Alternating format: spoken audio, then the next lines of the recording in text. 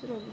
Hey guys, I am Anushka and welcome to my channel. तो आज की वीडियो में हम करने वाले हैं क्लास 8 का chapter number 4, metals and non metals.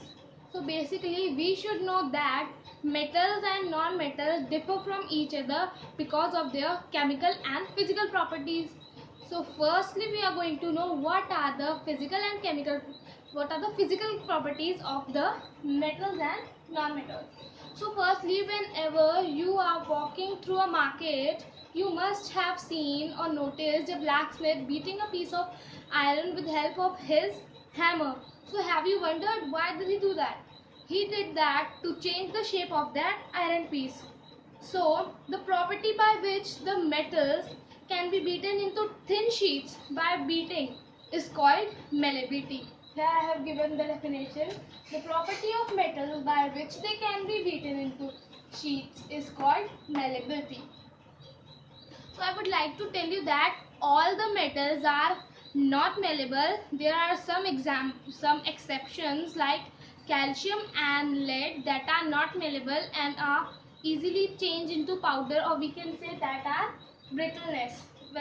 brittle. So firstly we should know that what is brittle now. So the property of non-metals by which they change into powdery substance is called brittleness. So the property by which when we'll take a piece of coal, that's a non-metal, and we'll just hit or beat it with the help of hammer, it will change into powdery substance because it's not malleable. So that is called brittleness. That's the property of non-metal. So same it happens due to the case of lead and calcium because they are not malleable and brittle. So you must have seen wires in your houses, in the fans, refrigerators, ACs, etc. So have you wondered which property must be that allows metals to be drawn into wires? So the property by which metal can be drawn into thin wires is called ductility. So mostly all the metals are ductile. So you have seen that all the metallic object like any of your bracelet, that must be shiny and smooth.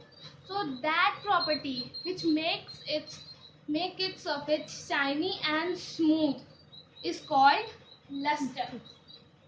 So all the metals are lustrous, but there is an exception, that sodium, as sodium is a very reactive metal and react vigorously with oxygen and water, so it's stored in kerosene, but when it's exposed to air it lost its luster.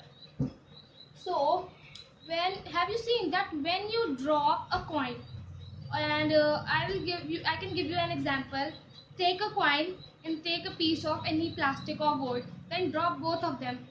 When you will drop the wood piece, then you will listen a very you will not listen that much high pitched sound, but when you will drop the coin, you will hear a ringing sound. And the property of metals which allows them to produce a ringing sound when they are dropped is called sonority. So you have seen when you drop any metallic object like a coin and any material, that produce a ringing sound. So this is called sonority. So the next property is conductivity of heat and electricity.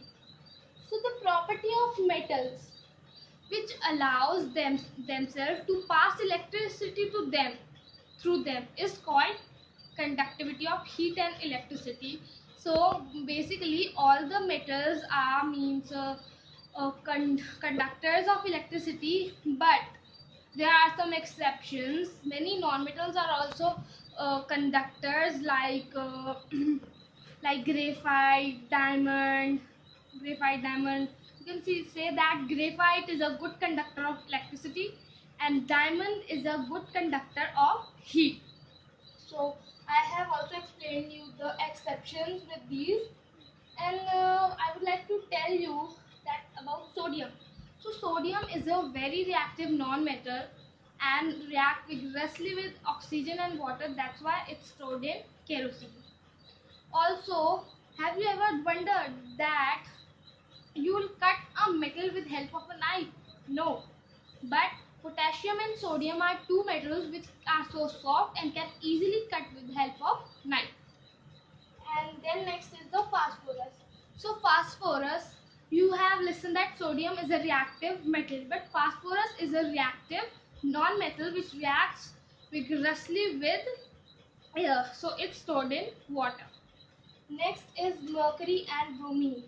So basically all the metals and non-metals are in solid form, but mercury and bromine are the two metals and non-metals. Mercury is a metal that is in liquid form at room temperature, and bromine is a non-metal that is at liquid form at room temperature.